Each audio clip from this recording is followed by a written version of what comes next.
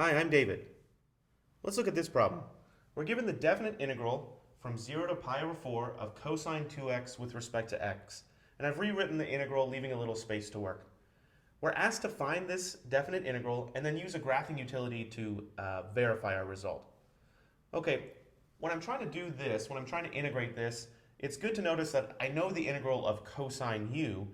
So if I wanted to, I could do a u substitution where u equals 2x and du equals the derivative of 2x, which is just 2 times dx.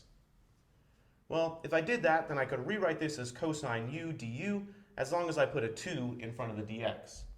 But I can't just put a 2 in there, I also have to put a 1/2 because I don't want to change the integrand at all. And the only way to not change the integrand is to multiply by 1. Okay, so I have this, so I can rewrite my integral as the following. The integral of cosine u du. I've got to deal with this 1/2, so might as well just bring it out front because it's a constant. And then I also have to be concerned about my limits of integration because even though x goes from 0 to pi over 4, u will have different limits of integration. So let's see what happens. If x equals 0, what does u equal? Well, u equals 2 times x, and 2 times 0 is just 0. So my lower limit of integration of x equals 0 changes to my lower limit of integration of u equals 0. All right, what happens when x equals pi over 4? If x equals pi over 4, then u equals 2 times pi over 4, and 2 times pi over 4 is pi over 2. So my new upper limit of integration is pi over 2. Okay, so this definite integral is equal to this definite integral, and I know how to integrate cosine of u. The integral of cosine of u is just positive sine of u. Remember, the derivative of sine of u is positive cosine u, so the antiderivative of cosine u is positive sine u. So this is 1/2 times sine u evaluated from u equals 0 to u equals pi over 2. Now there's no need here to plug back in u equals 2x because I've already changed my limits of integration.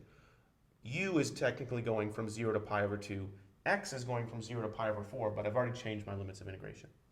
Okay, so plugging this in, I get 1/2 times sine of pi over 2 minus sine of 0.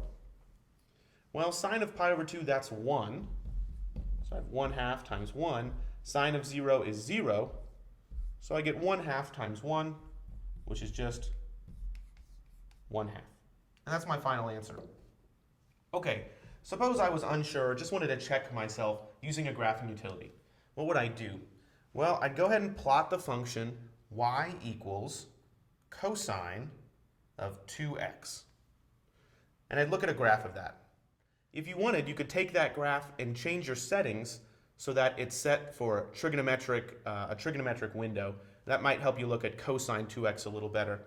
But if you look at that and then calculate the definite integral, you just need to give it then the lower and upper limits of integration. So if I do that, the lower limit of integration for cosine of 2x is x equals 0. And the upper limit of integration for cosine of 2x is x equals pi over 4. Be careful, we're not going back to u. We're still doing x here when we're using our graphing utility. So I'll plug in an upper limit of integration of pi over 4. When I look at that, I see that the graphing utility gives me a definite integral of 0.5, which is the same as 1/2, which is exactly what we expected. So it is verified. Thanks for watching.